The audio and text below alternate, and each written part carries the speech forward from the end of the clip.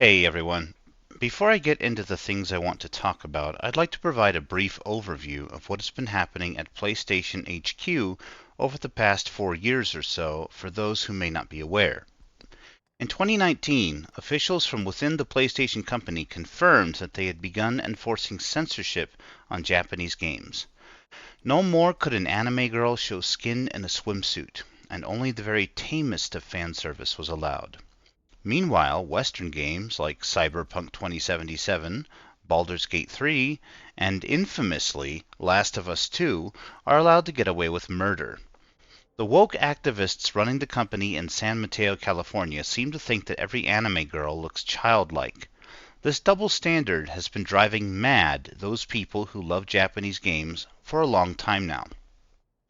Censorship is not the only problem, though. I have heard over the years from various sources that ever since PlayStation HQ moved to California in 2016, they have been very difficult to work with for Japanese developers, and even outright hostile to them. This censorship, indifference, and outright hostility has led to a mass exodus. Japanese gamers have all but abandoned PlayStation by this point, and the Switch reigns supreme in Japan. Foreigners who in the past loved PlayStation for the unique Japanese game experiences it used to offer have abandoned the console. The only customers that the PlayStation has left to cater to are those who like these bloated cinematic gaming experiences with plenty of cutscenes and QuickTime events. Don't even get me started over the increasingly woke nature of the games on offer, like Spider-Man 2 that uglified Mary Jane, shoved in the faces of gamers rainbow propaganda, and sidelined Peter Parker in favor of Miles Morales, or the second God of War game making a mythological character black, even though there are no black people in Norse mythology. PlayStation is now a company that caters to woke Westerners. Having alienated their core audiences both in Japan and overseas, they are struggling for money. This is evidenced by the fact that they have very few true exclusives that are not on Xbox or PC, and the fact that they allegedly have multiple live service products in development. Everything changes with time, however, and there are signs pointing to possible change. First example is Stellar Blade. Initially, this game was announced years ago as a multi-platform title. Then along came PlayStation, locking it down as a platform exclusive, much to the anger of many. It was speculated that PlayStation was going to demand drastic changes in the name of censorship. Although it has been a very long time since we have heard anything new about the game, the most recent footage we have was released after the game had been made an exclusive. The sexiness of the protagonist seemed to be unaltered. Even the camel toe was still there. Now, is it possible that in the long span of time since footage was last shown, some changes have happened for the worst? Yes, it is, but we don't know for sure how things will turn out yet. I think it is valid to ask why PlayStation captured this game as an exclusive. If they locked it down with the intent to censor, that would just piss off people even more, when there are already plenty of people on other platforms who are looking forward to playing this game. I don't think they are that stupid.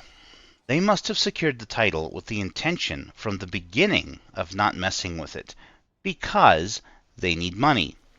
I also think they looked toward a Korean game because, with the exception of the major Japanese developers, they have pretty much alienated everyone else. Another example of PlayStation seeming to loosen restrictions on fan service is Tekken 8. Some fairly revealing outfits have been shown for the game, and it even has jiggle physics. I cannot imagine that PlayStation would have allowed these things only a few years ago. Finally, a game called Yuna and the Haunted Hot Springs recently released on PlayStation, Switch, and PC. Shockingly enough, the Hot Springs minigame, which features plenty of fan service, is completely uncensored. PlayStation is struggling, and in spite of their virtue signaling over the years, they know just as well as everyone else that sex sells. Could it be that they are going to be allowing more fan service going forward in an effort to encourage sales on the part of consumers? Only time will tell. In addition to this strangeness, there are also rumors flying about. We know a new CEO will be named in April. Many are hoping that the CEO is Japanese, and the rumors are that PlayStation is seeking to renew its ties with Japan, contracting Japanese developers to develop exclusive titles for the platform. We will see. I do want to admonish people, though. The damage that PlayStation has done to gaming, and to Japanese gaming in particular, is incalculable. If they are indeed planning to walk back their censorship, it is only because they need money. PlayStation now allowing more fan service does not erase years of censorship bullshit. These people must be punished. Never forgive, never forget. It is far too late for that.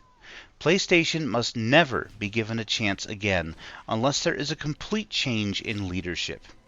Any concessions right now are in the interest of survival, and not because they actually care about what gamers want, and they will go right back to their old ways as soon as they feel they are able to. Well, those are my thoughts on PlayStation's recent seeming concessions. Let me know what you guys think down below. I'll see you in the next video.